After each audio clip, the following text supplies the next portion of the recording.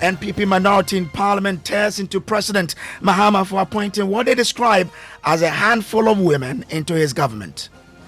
Mr. Speaker, this is Greater Accra. This is Greater Accra. A government should have a representation of all shades of opinion, all stakeholders being elected to parliament from the NDC majority side. In view of the affirmative action posture of the country, we have passed the affirmative action law, and of all these hard-working women, only a few of them have so far been given substantive ministerial appointments. Is it the case? We have details on the day the minority is accusing the president of being disproportionate in his appointment. We'll bring you more from Parliament currently. This is Top Story, always brought to you by Telecel, connecting energies and holding insecticide spray and coil. Enjoy a holy sleep.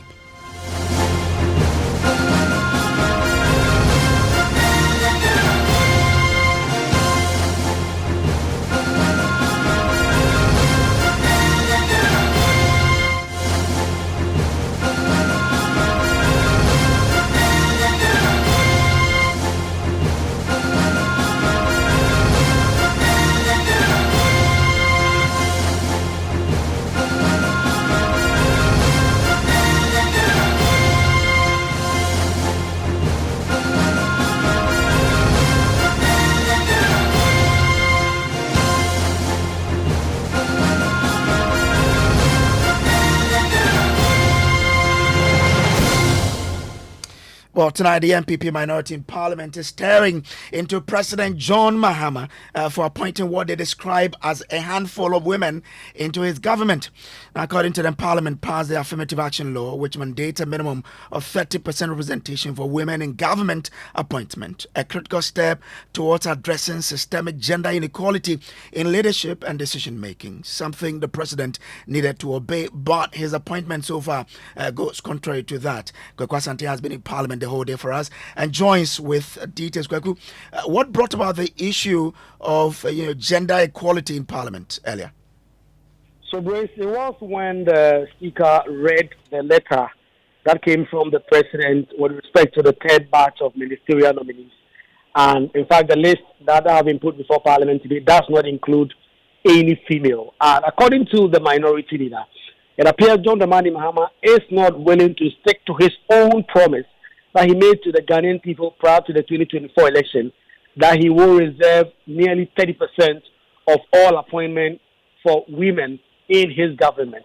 That was a promise the president did make prior to the election, and this is something that is also provided for in the affirmative action law that is currently being implemented. And so Alexander Afenyo-Markin took a dig at the president, who he said is not being a gender champion like the erstwhile President Akufo-Addo. We're also disappointed in the choice of the president. There are a lot of women on his side.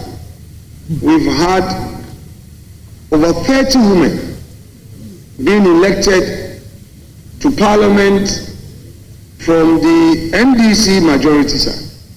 In view of the affirmative action posture of the country, we have passed the affirmative action law, and of all these hard-working women, only a few of them have so far been given substantive ministerial appointments. Is it the case that they are matching them for deputy ministerial appointments? That is not right. Our women cannot be second-class appointees. Mr. President must demonstrate his belief in the capacity, the capability, and the competences of our women. And he must demonstrate that. The Nana Akufo-Addo government demonstrated that women have equal capacity as men, and he demonstrated that. He did that in all his appointments. And the records are out there for all to see. So that was the minority leader there, Kweku. But also, he sought to go on a tangent of regional balance, accusing the president of not achieving that in his appointment. Tell us more. Well, yes, not only did the minority leader go on the regional tangent, he also went on what the NDC are saying is the tribal tangent. Specifically, the minority leader referenced and claimed that there were no Dangues in the nominations that have been made so far by the president, and that the ministerial names also do not reflect gender balance. Of course, that is not true. That is not factual, because according to the list that have come out so far, every region so far, 16 of them, have at least 2 nominations. And he zoomed into Greater Accra and said the NDC have not appointed enough persons from the, or has not appointed anybody from the Greater Accra region, despite the fact that 3 persons have been nominated, Agnes Namomolate for gender, Sam George for communication, and then the regional minister designate himself. I then said there was no Dangues in the nomination. This is something Roxanne Nelson, the firm before, won't take kindly at all, accusing the minority of stoking tribal tensions in parliament. Mr. Speaker, this is Greater Accra. This is Greater Accra. A government should have a representation of all shades of opinion. All stakeholders must find space in a government. In this government, we are not seeing indigenous guns in this government. Yes, we are not seeing. We are not seeing sufficient indigenous Dangues in this government. Oh, very well, Mrs. Arise on a point of order that the minority leader, Speaker, with all due respect to the minority leader, the tangent that he's taking is very dangerous. The minority leader, the tangent he's taking is very dangerous for the cohesion of this nation. The president has not exhausted his appointment. The president has the executive authority to make over 7,000 appointments. Over 7,000 appointments. We run an executive president in this country, and guns will continue to occupy a very important and enviable position in this government. So the claim that is made on this floor, this hallowed floor, he must withdraw it, Mr. Speaker. Number one, he will withdraw. He will withdraw because there's no basis for putting out such an information. Mr. Speaker, you must urge it upon the minority leader to withdraw that comment. Yes. Mr. Speaker, second, Mr. Speaker, the business before us. Before you decided to invoke item number 1 on the order paper to ask it to read the communication from the presidency to the House, was for us to conclude the debate on the motion that has been ably moved by the chairperson of the appointments committee, the first deputy speaker, and seconded. We have agreed on the number of persons who will contribute towards the debate. So that was the whole argument concerning, the regional imbalances there. Bakweku, you've been doing some work on whether or not the minority leader is right in terms of his accusations of President Mahama of not achieving regional balance in there. What have we found out? So we'll try and get Kwekwasanti again for us to have a chat with him there. But this is the issue in Parliament today, where the minority in Parliament accused the President, John Dramani Mahama, for not sticking with his promise of achieving gender parity in terms of his appointment. But Kwekwasanti is back on the line. Kweku, you've been doing some work on whether or not, in fact, the minority leader is right in his accusation of President Mahama of not achieving regional balance. What do we know? So It is not accurate per the data has so far been submitted to Parliament that the President has not fairly represented all the regions. And let me take you through the 16 regions. When you go to Upper West, the President has appointed 2 persons from that region. Upper East, 2 persons. Northeast, 2 persons. Northern Region, 4 persons. Savannah Region, 2 persons. Bono Region, 2 persons. Bono East, 2 persons. Otu Region, 2 persons. Volta Region, 4. Eastern Region, 3. Ashanti Region, 3. Ahafo, 2. Western North, 2 persons. Western Region, 3 persons. Central Region, 3 persons. And the Greater Accra Region, 3 persons. This is the list that includes all the persons nominated for regional ministers as well. But if you zoom into the specifics of only the sector ministers, if you go to Ahafo, there is Eric Opoku. Ashanti Region, Montaka Mubarak and Gilbert Ajay. Bono Region, there is Ahmed Ibrahim. If you look at Bono East, there is Elizabeth Ofoso-Jare and Emmanuel Ohini Ejekum. If you look at Central Region, there is Atufo Said and Felix Ofosu-Kwache. Eastern Region is Dr. Edward Omani Boama and George Pariado. Greater Accra Region, Samuel Nate George, Agnes Namomulati. Northeast, you have Alhaji Baba Isifu Seidu. The Northern Region, Haruna Idrisu, Ibrahim Musala Mohammed. Region, Kofi Adams. Savannah Region, John Jinapo. Upper East, Dominic Ayeni. Upper West, Rashid Purple. Volta Region, Jifago Mashi. Samuel Okujuta Blakwa. Kwame Gavin Sagoja. Western Region, Emmanuel Ama Kofibua. Emilia Arthur. The Western North Region, Kwabena Minta Kando. And so if you look at the data so far, every region of the 16 regions we have in Ghana have had appointments so far into the president's the list of nominees for ministerial. Of course, he's yet to appoint deputy ministers. But if you look at the names he has put out so far, every region is represented. Now, the speaker presiding was called upon to rule on this particular debate. Did he take any decision on it? Well, he did not take that invitation, except, of course, to urge the minority leader to take a cue. That is Second Deputy Speaker Andrew Ambakwensiama, who has been presiding whilst all this debate has been going on. It was also Comfort Doyo, who is currently the first deputy majority whip, who came in quite forcefully to provide some answers, in her opinion, to actually dispel some of the claims that were made by the minority leader. But the Second Deputy Speaker, who has been presiding, did not take the invitation to rule out the minority leader for making these claims on the floor.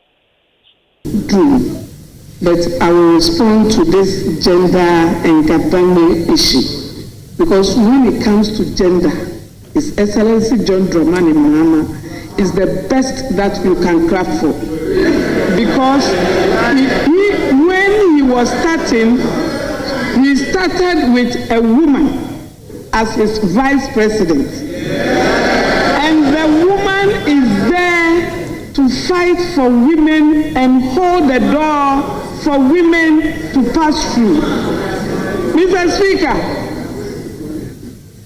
His Excellency John Dramani Mahama promised 60 ministers. And he's supposed to take 50% of the ministers from this chamber. More than 50%. More than 50 from this chamber. Yes. And we have 16 regions. So if even one region is given two. So that is Comfort Doyo Kujo. The Kweku, you had her there. But as we speak, what is happening? What do we expect to happen in Parliament today? Well, the House is currently considering the second batch of ministerial nominees. Well, that's unfortunate there. We lost Kweku Asante. But let's go on to the phone lines now and also speak to, someone who's at the forefront of the women empowerment issue and bring her into this particular debate. Sheila Menka Premo, grateful to you for joining us here. You've listened to the debate on the floor of Parliament. What do you make of it? Do you think that the president is doing what is expected of him, or there's still more room for improvement? Okay, thank you very much. So speaking on behalf of the Affirmative Action Law Coalition, which is monitoring the implementation of the Affirmative Gender Act. We were very happy last week when out of 25 names that had come up for nominations, about 7 were women, which made it 28%. But with the recent numbers, as of today, which is additional 3 regional ministers and then 14 country ministers, there was no woman at all. And this has brought the percentage down to about 16-point-something%. And for us, that is not good enough. The expectation is that it should be either 30% or close to it. So I agree with the argument on the law of parliament, where the minority leader was indicating that there doesn't seem to be, the numbers are not going up as they should.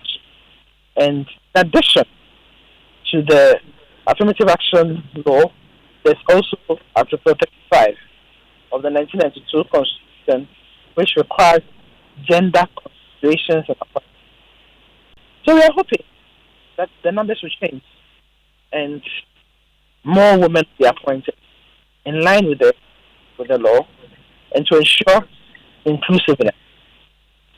So men are a lot of this constitution. I mean, in our population, we have more women than men, and there are qualified and ready women who are prepared to serve.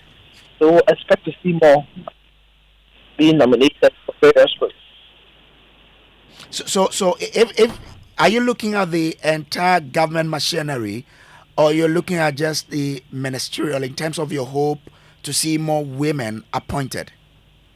Well, we are looking at all sectors. Overall, we would have to do different types of assessments to see how far they are meeting up to the requirements of the law, the indicators indicated in the law. So yes, we are looking at the ministerial positions, which for now, it as if we are not so close to the 60%. We will look at the deputy ministerial positions. We will look at the MMDA, see the nature of the executives. We'll be looking at that as well. We'll be looking everywhere. Yeah. Okay, so your target is not just on the ministerial, but on the entire government machinery. So if the government, the entire machinery does not achieve the 30%, will you be disappointed? Yes, we will. We will be disappointed. And we will continue with our advocacy to ensure that things change. We were very disappointed because we had very high hopes. What do you intend to do as women activists to try and get more women to be appointed into various government positions to help achieve that target of 30%? I guess we're a civil rights organization, so the advocacy is one of the key things that we hope. We are apolitical, so we are members of all the different parties, etc., etc. So we'll continue with advocacy and try and encourage women who are in a position to get key positions within this current dispensation, because you make themselves available. So we'll keep talking. And there's more to be done with the law itself to ensure full implementation. Okay? The law just came in September last year. There's a need for regulations or legislative instruments to put in place to make some aspects of it work. There's a need to talk to ensure that the body that is responsible for implementation, which is the Gender Equity Committee, which should be based at the Ministry of Gender, is set up as early as possible. Because currently we are talking and monitoring sort of informally. But this particular group is supposed to come up with a plan of action. They are supposed to have what they call baseline studies to see where the different sectors are. And then with time, monitor to see who is complying and who is not complying. There are steps that can be taken under the law to feel compliant. Okay. So we as CSOs we'll continue with advocacy. But this is the time in history where we have a female as our vice president. If you don't get 30%, mustn't her appointment or her election as the vice president, make up for the, probably if you get around 25% and she is there, won't it compensate for that gap in terms of the ministerial and other appointment?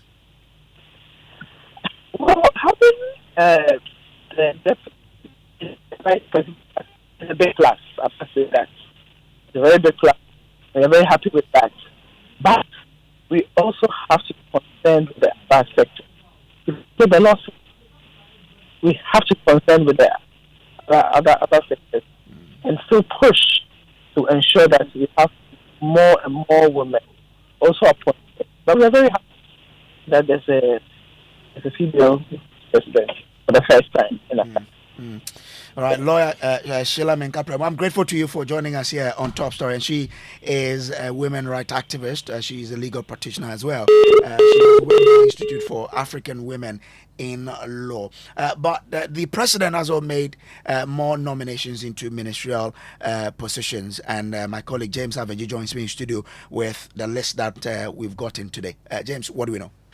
Well, so the president has made some more ministerial appointment to the sector ministries as well as the rest of the 3 regional ministers that were supposed to be appointed. So for Upper West region, Pozung Charles Lwanga is going to represent the Upper West region. Bono region minister designate is Joseph Adai Akwabwa, and Francis Owusu Entry is going to the Bono East region. For the ministers of state, we have Ministry of Defense.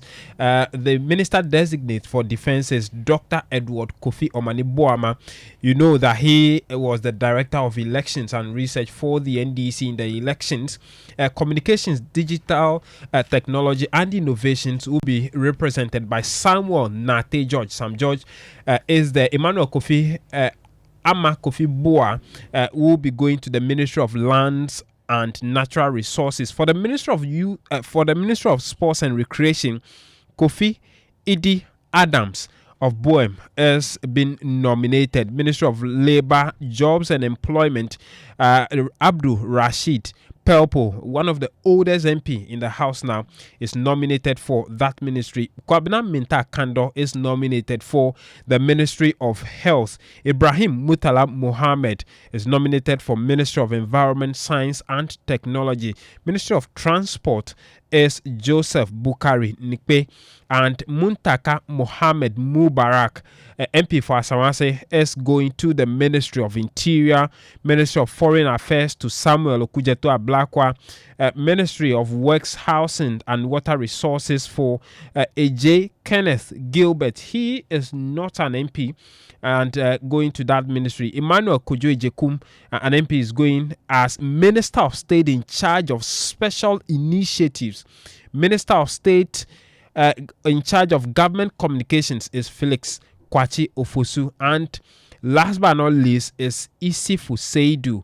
He is been nominated as Minister of State in charge of climate change and sustainability. So that's the number of ministerial appointments we've seen so far, despite, beside the appointment we've seen to the presidency, the presidential staffers and all of that. This is what we have today, Brace. Interesting. Let's bring in Genevieve Partington. She is country director for Amnesty International. They've been speaking on this appointment of women into government as well. Genevieve, grateful to you for joining us here. Now, the issue has come on the floor of Parliament where the minority is accusing the government or the president of not appointing more women. But this is a time we have, you have been asking the president to try and appoint more women. In fact, you gave some advice on the 9th of January.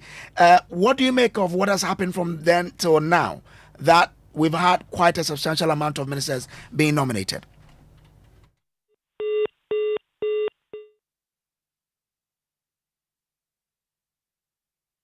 Still top story. I'm told she's still on the line. Okay.